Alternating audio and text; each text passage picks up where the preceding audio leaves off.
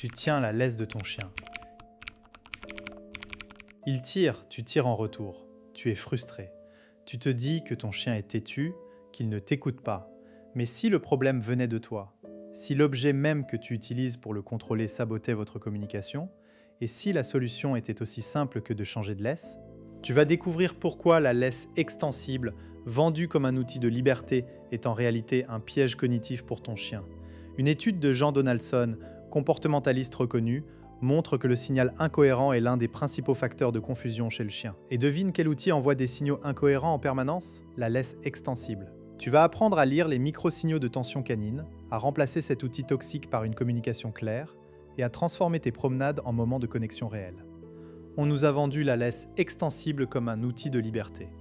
Laisse ton chien explorer, disent les publicités, sauf que la liberté sans cadre, ce n'est pas de la liberté, c'est de l'anxiété. Pour un chien, la clarté est sécurisante, le flou est stressant. La laisse extensible crée un flou permanent, la tension varie sans que tu le veuilles, la distance change sans logique, le signal est aléatoire. Tu crois donner de la liberté, tu donnes en fait de l'incertitude. Le mécanisme caché s'appelle le renforcement intermittent. Quand ton chien tire et que la laisse s'allonge puis se bloque, il apprend que tirer fonctionne parfois. C'est exactement le même principe qu'une machine à sous. Le joueur ne sait pas quand va tomber la récompense, alors il continue à jouer. Ton chien ne sait pas quand la laisse va se tendre ou se détendre, alors il continue à tirer.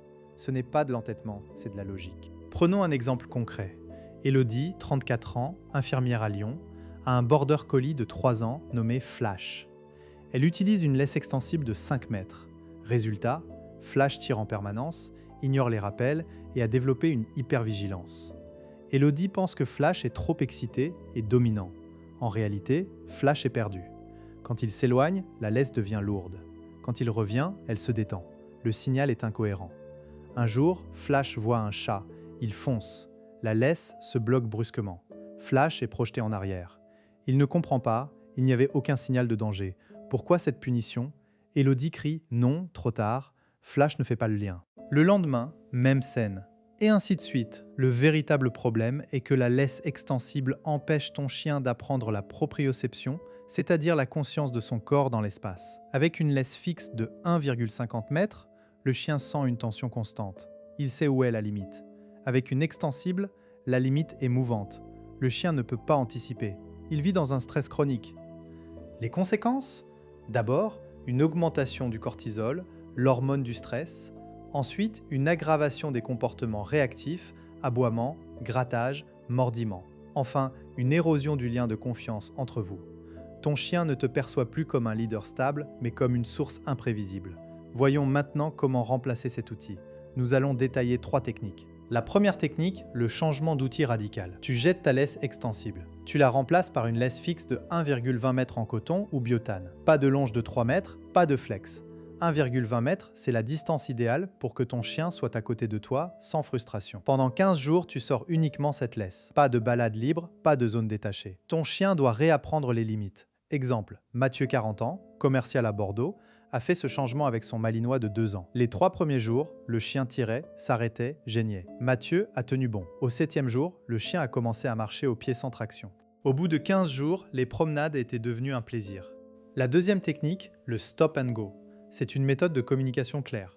Quand ton chien tire, tu t'arrêtes net. Tu ne dis rien. Tu attends qu'il revienne vers toi, même de quelques centimètres. Dès qu'il lâche la tension, tu repars. Tu fais cela à chaque fois, sans exception. L'idée est que le chien comprend. Tirer ex-stop, ne pas tirer ex-avancé. Il faut être cohérent. Les premiers jours, tu fais 1 mètre, tu t'arrêtes. 1 mètre, tu t'arrêtes. Au bout d'une semaine, le chien anticipe et marche avec une laisse détendue. Astuce, pour les chiens très réactifs, tu peux utiliser un clicker pour marquer le moment exact où la laisse se détend. La troisième technique, le travail de la connexion visuelle. Avant de commencer la marche, tu demandes à ton chien de te regarder dans les yeux, regard volontaire, pas fixe. Tu récompenses ce regard. Pendant la marche, tu alternes les changements de direction et les arrêts, toujours en demandant le regard. Le chien apprend à vérifier où tu es et à ajuster son allure. C'est ce qu'on appelle le check-in. Un chien qui check régulièrement est un chien qui ne tire pas. Tu vas peut-être me dire que ta laisse extensible est pratique, que tu ne veux pas la jeter, que ton chien a besoin de liberté. Je t'entends, mais la liberté ne s'achète pas au prix de la clarté. Tu veux que ton chien profite? Utilise une longe de 10 mètres en ligne droite dans un endroit sécurisé. pas la laisse extensible. Tu veux une promenade détendue? La laisse fixe de 1,20 m est ton allié. Il existe aussi des harnais spéciaux pour les chiens qui tirent, mais cela fera l'objet d'une prochaine vidéo. Pour finir, je te pose une question. Es-tu prêt à sacrifier ton confort immédiat pour une relation plus claire avec ton chien? Si oui, tu as les clés en main.